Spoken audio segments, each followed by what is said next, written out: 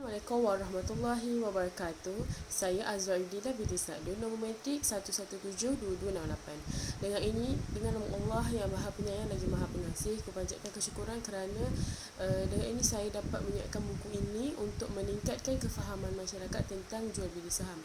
Terima kasih kepada ibu bapa saya yang sentiasa menyokong dan tidak lupa kepada Dr. Nur Adil yang banyak membantu saya dalam menyiapkan buku ini yang bertajuk Descending Triangle Pattern dalam buku perjuangan saham ini.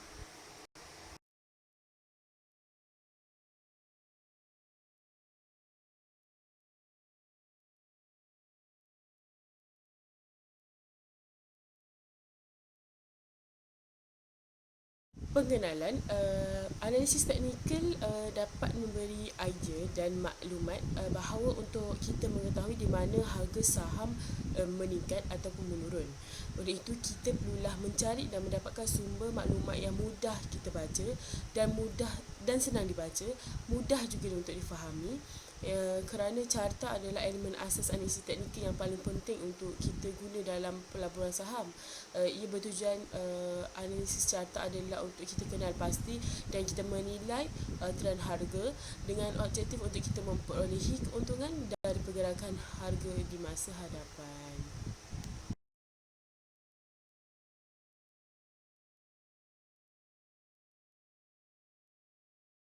Kita beralih pada objektif. Objektif yang pertama adalah untuk kita mengetahui jenis-jenis dan juga penggunaan carta dalam pembelian saham untuk kita tentukan sama ada harga saham tu meningkat atau menurun dari masa ke semasa. Yang kedua adalah kita dapat melatih orang yang baru dalam menceburi bidang pelaburan ni untuk dia berdagang dalam saham dengan menggunakan teknik dan juga kemahiran dalam jual beli saham dengan merujuk dan melihat pada carta sahaja. Seterusnya adalah berkaitan dengan corak carta. Yang seperti mana yang saya tahu, corak carta terbagi kepada tiga. Yang pertama, reversal chart pattern. Kedua, continuation pattern. Yang ketiga, bilateral pattern. Corak yang pertama adalah reversal chart pattern. Reversal chart pattern ialah bentuk yang menandakan trend semasa akan mengalami perubahan. Contohnya, market uptrend, jika market buat untuk reversal chart pattern, ia menandakan sesi uptrend akan mengalami perubahan untuk menjadikan downtrend. Reversal chart pattern juga terbahagi kepada 6 jenis, iaitu double top, double bottom, head and shoulders, inverses head and shoulders, rising wedge and falling wedge. Yang kedua iaitu continuation chart pattern. Yang mana continuation chart pattern ni adalah bentuk chart yang menandakan trend akan berterusan. Katakan pada masa tu ialah uptrend. Jika muncul pattern jenis continuation chart pattern ni, market akan terus membuat uptrend, iaitu dalam masa yang sama juga continuation pattern ni ada terbagi kepada yang pertamanya ada falling wedges, bullish rectangle, bullish pennants, rising wedges, bearish rectangle and bearish pennant. Yang ketiga adalah bilateral chart pattern, yang mana bilateral chart pattern ni ialah sebuah pattern yang tidak menunjukkan arah yang jelas, iaitu sama ada ia mahu menaik ataupun menurun. Arah market biasanya ditentukan oleh di mana price akan break sama ada ke bawah ataupun ke atas.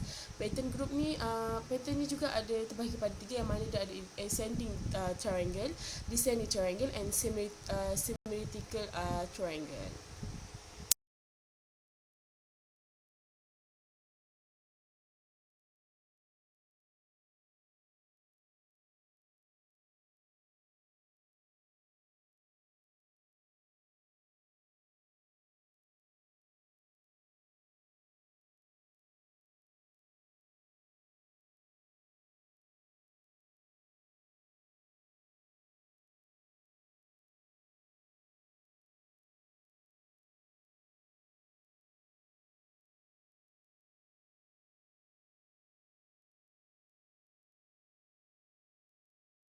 Kita beralih kepada corak klasik adalah istilah yang kita gunakan untuk kita merujuk kepada sekumpulan corak yang biasanya mempunyai dan digunakan untuk jangka masa panjang lah, ia lebih daripada 12 hari, dan yang mempunyai perubahan harga yang berbeza sehingga perubahan harga membentuk corak khas, yang mana ia terbagi kepada dua seperti yang saya tahu, iaitu bearish and bullish.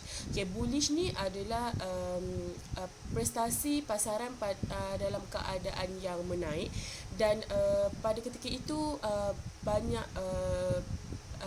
jualan belian berlaku, dan indeks pada masa tersebut adalah berwarna hijau. Dan bearish juga, yang mana prestasi pasaran saham pada waktu ketika itu adalah menurun, dan jualan banyak orang yang menjual, dan dalam pada masa yang sama warna indeks pada carta saham adalah berwarna merah.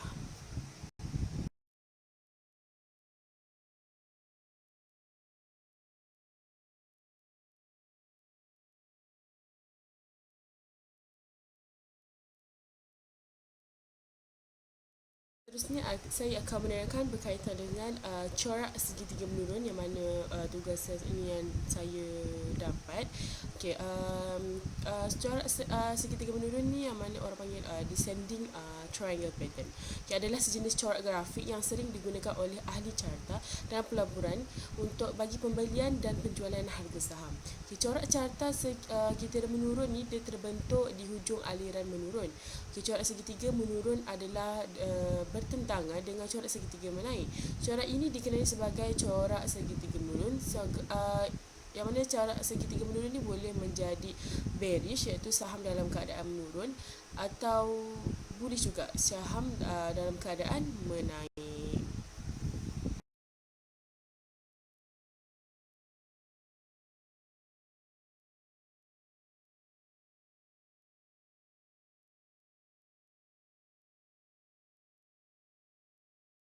Sekarang kita beralih kepada sebab-sebab kita menggunakan carta segitiga menurun ini. Yang pertama, kita boleh mengetahui corak segitiga menurun ini dapat memberi pelabur isyarat penurunan harga saham pada hari tersebut.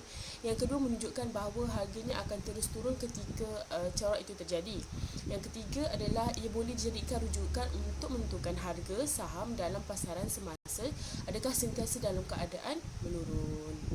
Seterusnya saya akan menerangkan tentang perbezaan triangle. Okey, terbagi pada 3 triangle. Yang pertama, ascending triangle. Okey, ascending triangle ni dia membentuk triangle ke atas. Bahagian atas triangle adalah flat, iaitu menegak, yang bertindak sebagai resisten. Manakala di bahagian bawah triangle sentiasa menaik dan bertindak sebagai support. Yang kedua adalah descending triangle, membentuk triangle ke bawah. Bahagian bawah triangle adalah flat, iaitu menegak, yang bertindak sebagai support. Manakala bahagian atas triangle sentiasa menurun, yang bertindak sebagai resistance.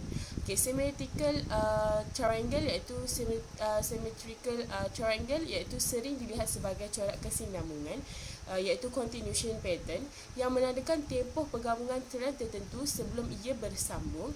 Ia terjadi daripada support line dan garis ketahanan menurun, iaitu descending resistance line. Seterusnya adalah ciri-ciri corak segitiga menurun, yang mana ianya terbentuk garis trend yang condong dan garisan sokongan rata ataupun mendatar. Corak muncul ketika harga melambung tinggi dari tahap sokongan yang sekurang-kurangnya 2 kali terjadi.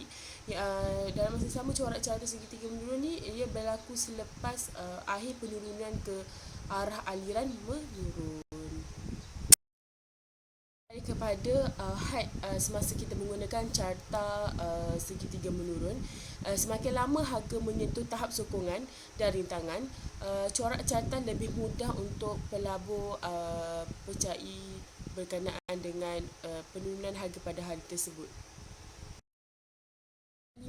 Strategi yang kita boleh guna dalam penggunaan segi corak segitiga menurun ini. Yang mana yang pertama adalah penembusan corak segitiga menurun, yang kita panggil the descending triangle pattern breakout. Okay, strategi penembusan corak segitiga menurun adalah sangat mudah digunakan. Ia melibatkan bahawa pelabur menjangkakan penembusan dari corak segitiga menurun. Strategi ini juga menggunakan kombinasi jumlah dagangan yang sangat mudah dilihat dari dari sudut harga sahamnya dan juga trend tersebut.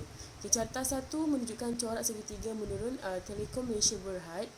Carta 1.1 di atas telah menunjukkan contoh saham harian Telekom Malaysia Berhad. Dalam carta ini dapat dilihat bahawa corak segitiga menurun terbentuk. Harga saham jatuh lebih rendah setelah tercetusnya corak segitiga menurun.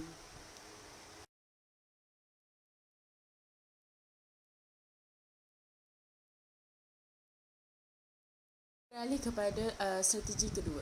Okay, strategi yang kedua adalah berkaitan dengan corak segitiga menurun dengan carta Heiken Asia. Iaitu descending triangle pattern with the Heiken Asia charts. Okay, carta Heiken Asia secara visualnya lebih jelas berbanding dengan carta biasa. Yang mana salah satu ciri utama yang unik untuk carta Heiken Asia ni adalah kenyataan bahawa carta itu dia dapat menggambarkan maklumat carta yang mudah difahami dan sangat senang untuk kita lihatlah. Okay, carta 1.2 menunjukkan corak segitiga menurun KPG Healthcare, dan di atas menunjukkan carta Heiken Asia untuk KPG Healthcare ni pada jangka masa 60 minit. Ia dapat dilihat bahawa sebelum pemecahan penembusan, candle Asia ni dia dapat bertukar menjadi meningkat dengan lebih meningkatlah.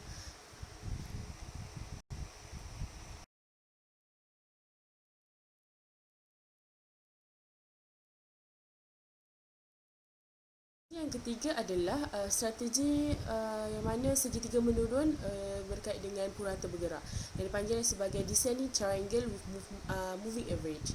Okay, pelabur juga dapat menggabungkan teknik penentuan harga dan corak carta dengan penunjukan teknikal yang mana purata bergerak ini seperti yang saya tahu diketahui oleh pelabur adalah salah satu petunjuk teknikal termudah untuk digunakan.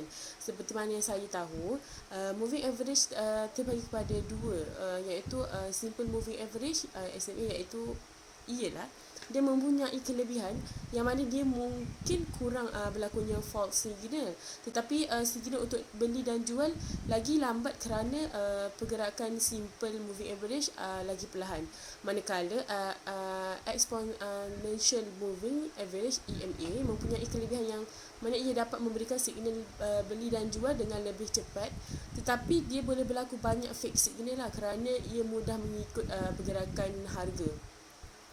Okay, jika harga saham berada di atas purata bergerak, sebagai pelabur kita perlulah bertindak untuk membeli, manakala jika harga saham berada di bawah purata bergerak, sebagai pelabur perlu kita untuk menjual stok tersebut.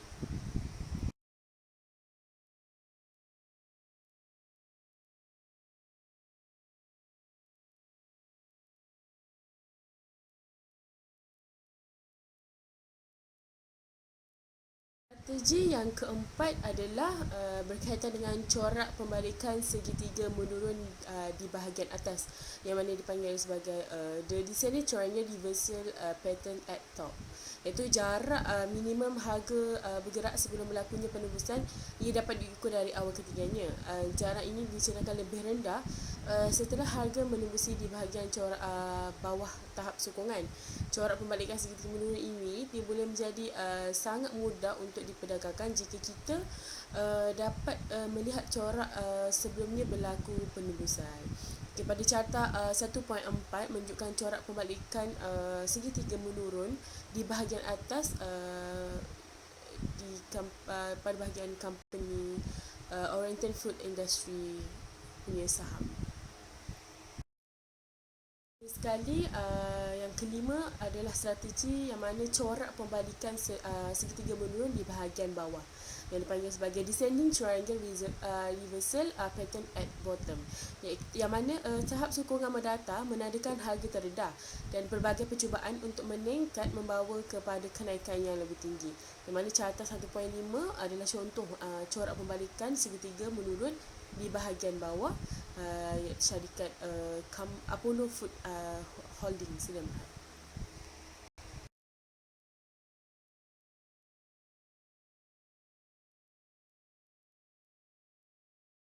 Apa yang saya dapat rumuskan dalam tugasan yang diberikan ini adalah sangat penting untuk seseorang itu mengetahui ilmu pengetahuan asas yang berkaitan dengan pelaburan saham. Pada saya adalah penting untuk seseorang pelabur itu mengetahui asas teknikal dan juga fundamental, yang mana ia dapat membantu dalam pelaksanaan jual beli saham. Selain itu juga perkara yang paling penting untuk kita mengetahui juga matlamat ataupun pengurusan kewangan, visi, misi dan strategi dan lain-lain untuk kita menceburi dalam pelaburan saham ini.